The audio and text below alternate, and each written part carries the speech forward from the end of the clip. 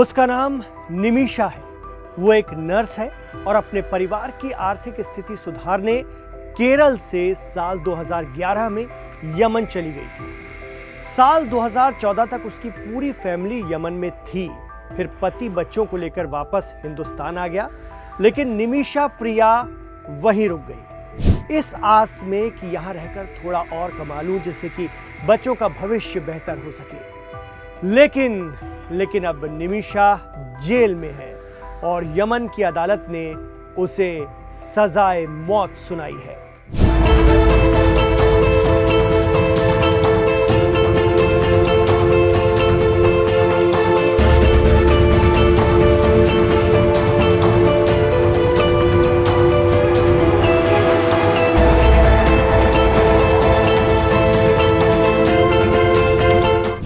नमस्कार, आदाब, सत श्री अकाल। हिंदुस्तान की एक नर्स निमिषा प्रिया को यमन में मौत की सजा सुनाई गई है। इससे बचने के लिए निमिषा ने वहां की सुप्रीम कोर्ट में अर्जी लगाई थी, लेकिन केंद्र सरकार ने दिल्ली हाई कोर्ट को बताया है कि निमिषा की ये अर्जी भी अस्वीकार हो चुकी है। निमिषा प्रिया के ऊपर एक यमनी नागरिक की हत्या का आरोप लगा है। निमिषा प्रिया ने केरल से यमन जाकर एक क्लिनिक खोल लिया था।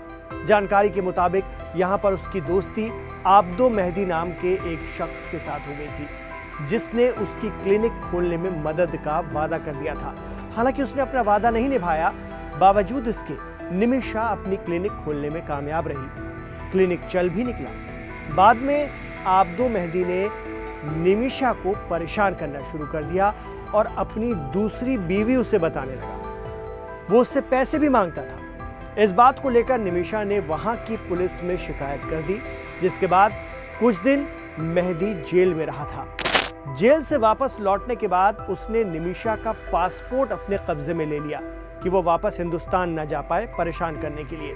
बताया जाता है कि अपने पासपोर्ट को मेहदी से वापस पाने के लिए निमिषा और उसके एक यमनी मेल नर्स साथी हन्नान ने उसे बेहोशी का इंजेक्शन लगाया, लेकिन बेहोशी का इंजेक्शन ओवरडोज हो गया और मेहदी की मौत हो गई। इसके बाद निमिषा प्रिया और उसका जो कलीग है हन्नान, उन दोनों ने मिलकर मेहदी के शरीर के टुकड़े कर दिए और उसे पानी के टैंक में फेंक दिया। लेकिन ये राज छिप ना सका।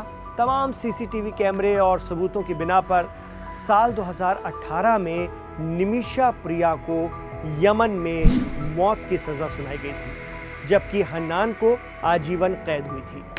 अब निमिषा की मां यमन जाना चाहती हैं और मौत की सजा पाई अपनी बेटी को ब्लड मनी देकर छुड़वाना चाहती हैं। आपको बताएं कि ब्लड मनी इस्लामिक देशों की एक व्यवस्था है, जिसके तहत कातिल अगर मरने वाले के करीबियों और आश्रितों को मांगी गई रकम दे दे और अगर वो लोग उसे माफ कर दे तो सजाए मौत रद्द हो जाती है और दोषी छूट सकता है। इसके लिए निमिषा की मां ने भारतीय सुप्रीम कोर्ट में अर्जी लगाकर केंद्र सरकार को इसके लिए कार्रवाई करने का आदेश देने की मांग की, क्योंकि साल 2016 से भारतीय नागरिकों के यमन जाने पर रोक लगी हुई है। केंद्र सरकार के वकील ने बताया है कि हाल ही में जारी नोटिफिकेशन के मुताबिक भारतीयों की यमन यात्रा पर लगे प्रतिबंध पर छूट मिल सकती है, लेकिन इसके पीछे जो वजह होनी चाहिए वो बहुत स्पेसिफिक होनी चाहिए और समय की भी पाबंदी होनी चाहिए, यानी वापस समय पर लौटना चाहिए।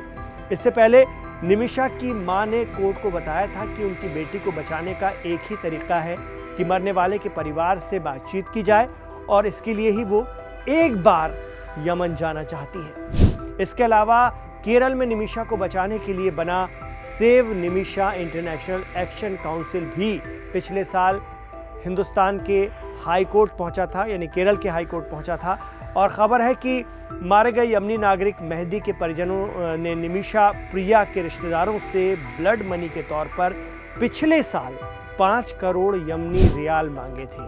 अगर इसे भारतीय मुद्रा में कन्वर्ट करें तो ये रकम करीब 1 करोड़ 52 लाख रुपए बैठती है।